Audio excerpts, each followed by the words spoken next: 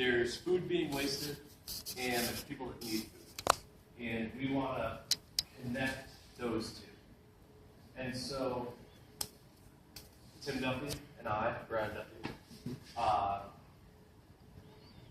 we identified who is it that needs the food. We started with people under the poverty line in Rochester, and kind of near the end of this event, we realized that that might not be our demographic, because those people aren't necessarily going hungry, they're probably feeding themselves. So we shifted that more towards actually homeless people. And I think also too that, right, so the 210,000 people that are in Rochester, 30-something% of them are under the poverty line. That puts us at 60-something thousand people. It does not necessarily mean that all 60,000 of those people are unable to feed themselves. And we could not get accurate enough data to really understand the true requirement or need of the number of people, if that 65 or of the total population that wasn't able to feed themselves. So we turned around and said, well, let's, for the time being, we'll focus on the homeless population of the city. Because those are, they definitely don't have meals unless they're going to a place that's provided. Next slide.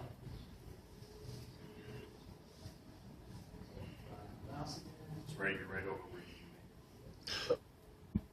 you. So the solution is to provide an ecosystem where restaurants, bakeries, and donut shops they're currently throwing food out at the end of the day, and we want to capture that food and safely and efficiently transport that to get it into the mouths of hungry people. Next slide, please.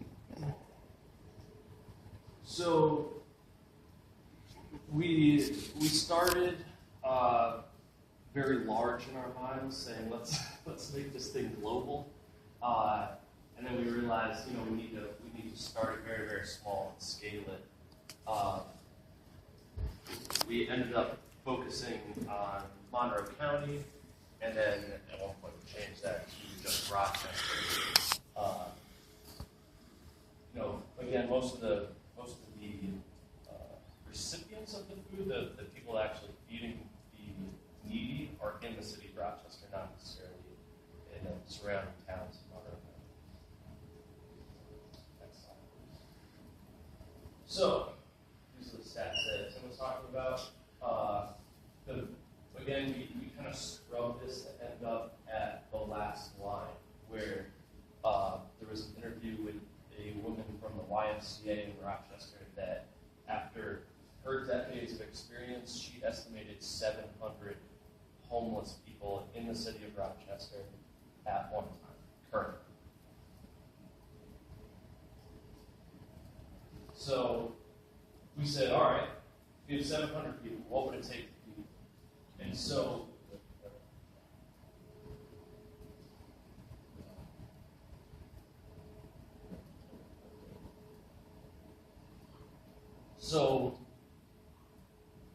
we said there's two different donating types. There's local mom and pop shops, and then there's bigger, franchises, the Dunkin' Donuts and the Starbucks. And at first we said, all right, let's go after those Tim Hortons and Dunkin' Donuts. And we said, well, how about we start with the mom and pop stuff and prove the concept? Grab 20 of them, prove it, streamline it, work out the quirks, and then we can take that to sell it to the franchises. After, next slide, please. So I called 12 local Rochester bakeries. 4 of them didn't answer the phone. It was Sunday morning. 8 of them did, and every single one of them had a foolproof structure for already giving away food that they don't use. It was as if they were insulted that I was asking. People laughed at me for asking, what do you do? Do you throw out food? You know, it was great. It was exactly what I wanted to hear. You know, and I mean, between people said, we have friends and family, we give it to the soup kitchens, we give it to the farmers, feed their pigs. I mean, they had all sorts of solutions. It was great. So very quickly I realized, you know what, scratch that. The local mom and pop shops are already set up. We don't need to help them. So if you go back a slide, actually, it would have essentially taken, 35 local shops to donate 10 pounds a day to feed those 700 people in had 2 slides, please. So then I said, okay, sorry, the formatting issues here. All right, let's focus on franchises. I wanted to whittle it down and make it simple for ourselves. We said, all right, let's focus on Tim Hortons and Dunkin' Donuts. How many of those are in Monroe County? Between the 2 institutions, there are 79 stores in Monroe County. So those 79 stores that feed the 700 people, it'd be just under 7 pounds a day to feed those 5 people 1 meal a day, just breakfast, 5 days a week for a year.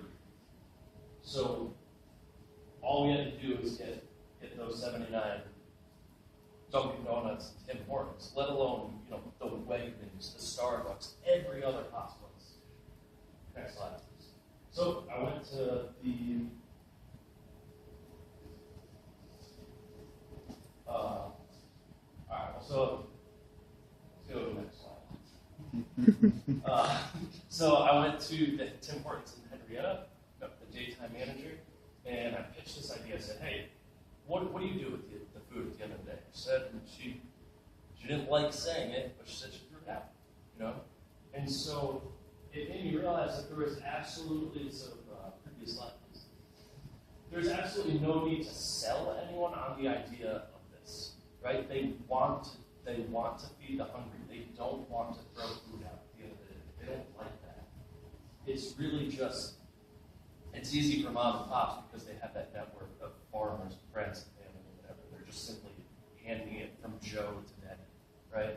But for Tim Hortons and Starbucks, it's a legal, logistical nightmare. And they just don't want to deal with it. What we found, looking through the internet, is that liability, that fear of liability, isn't really needed. People have actually already done the research and put the document together, which that link is to, that essentially outlines exactly why donating institutions do not have liability for what happens after they donate that food. So essentially, I believe that was actually a federal law that was passed. It was in the 1995 that washes any and all liability of any donated food for any company, individual, right? So there isn't a reason to not do this for the Tim Hortons, for even the very large businesses. Next slide, please. Next one. That okay, so again, back to this, just outline it. If we got just the Tim Hortons and Dunkin' Donuts, and granted, it's really just it's one decision for each, right? You're not going to every single individual Dunkin' Donuts and every single Tim Hortons. You're meeting with the corporate guys. Once they say yes, every single one of those 79 is signed up. And so and then you fed Rochester, essentially, breakfast. For the homeless population. For the homeless population. One piece that I didn't touch on yet is the container, which I brought up in the first introduction project. So we've begun to design the container. Essentially, part of why we're involved and why we make it easy is that at 2 in the morning when someone's closing down at Tim Hortons, they walk out the door and they put a bag of food in our designated container, and then they walk away. And then either 10 minutes later or 5 hours later, someone from the receiving and the interaction between that is through the mobile app and the website. Tim can elaborate on that. Yeah, the whole idea of that,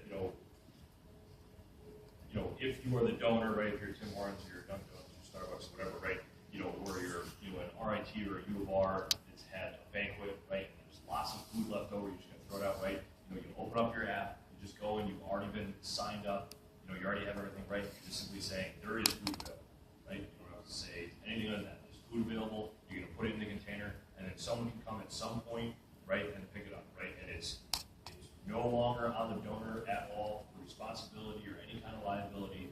Like they hit the button, they're out. Like the law covers them, right? So there's zero reason not to do that. Everybody's got a smartphone, right? Or access to one, or you can be issued one, right? And you can get a dirt cheap phone.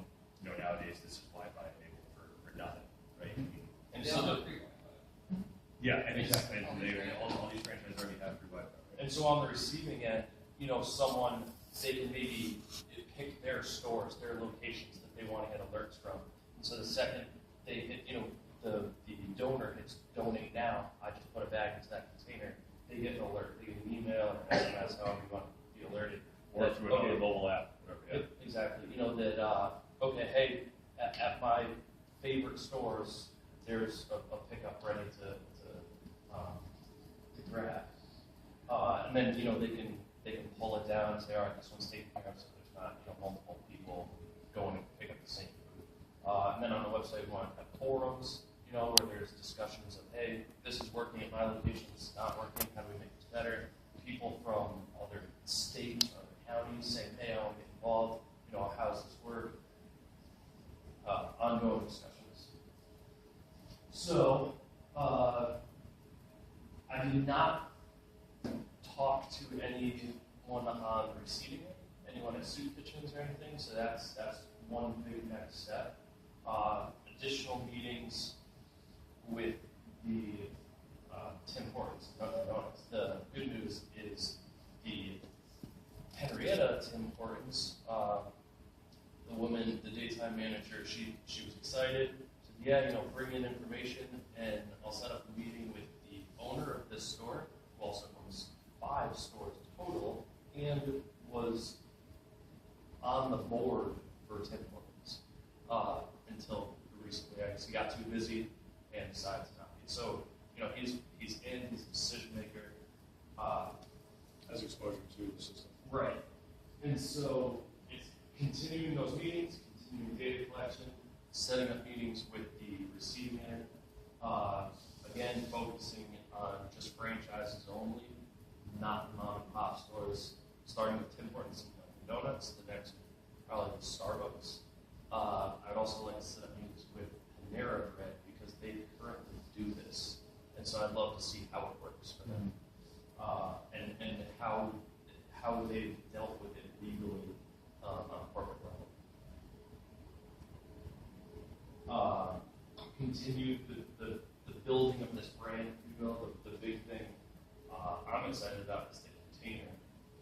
It's going to be a 5-foot-tall purple egg. And it cracks open, and you put the food in, shut it, clamp shut. It's got a rubber seal. It's made of plastic. It's completely waterproof, weatherproof. It's going to be held in place by sand at the bottom, so that you don't have to bolt it down to a single place. You can move it around. And the big thing is, you get part of the sale to the donor end is the right up in the website. It spits out tax deduction forms just right for you, because we'll have stats on how often they donated, how much they donated, everything. At the end of the year, they hit one button, boom, this is what you write off. The second is, you put this big purple egg outside of your store, and everyone driving by knows that you're part of this movement. You're part of helping the world, and it gives it helps build our brand, and it also helps build their reputation of theirs. The website and mobile app is in beginning stages, and we'll finish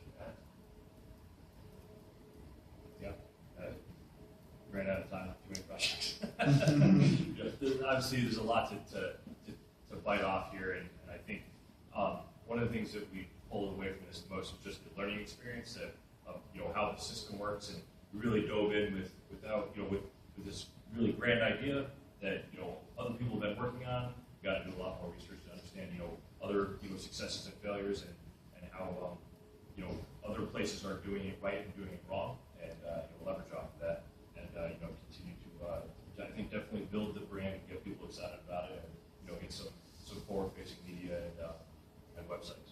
So. All right. Any questions for these guys?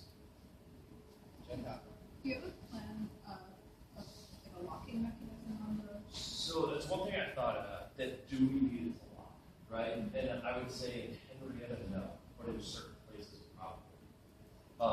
Especially if you want to scale this to the world, right?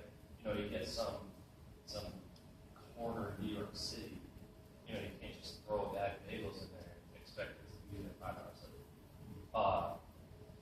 It's on my to-do list. It's definitely something that right now in my mind, the two halves clasp closed and are held tight between a rubber seal, and in certain places, lots. Yes. I was thinking I was thinking a few different things about that. Maybe there'd be a universal key that anyone who's involved with the program would have, or maybe this is getting like very computery, I guess, but everyone has like a punch code, so that it automatically, if you're the one who punched it and picks it up, Sure. then like they know which place picks it up and what time, and you start collecting that on that. Sure. I think that's a very good idea. The first is a great idea and low cost. The second, a better idea but high cost. And that's one of my concerns is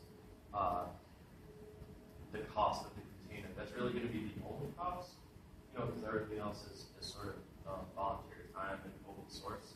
But at some point we'll need to either raise money or get the donors to offer up money. I think too, once you build enough of a story around this and enough of a momentum, whether that's even internal momentum or external momentum, going for grants on a county level is certainly very reasonable. I mean, you're talking about hundreds or thousands of dollars, not millions of dollars, right? I mean, that's lost in the rounding error in some of these. Mm-hmm.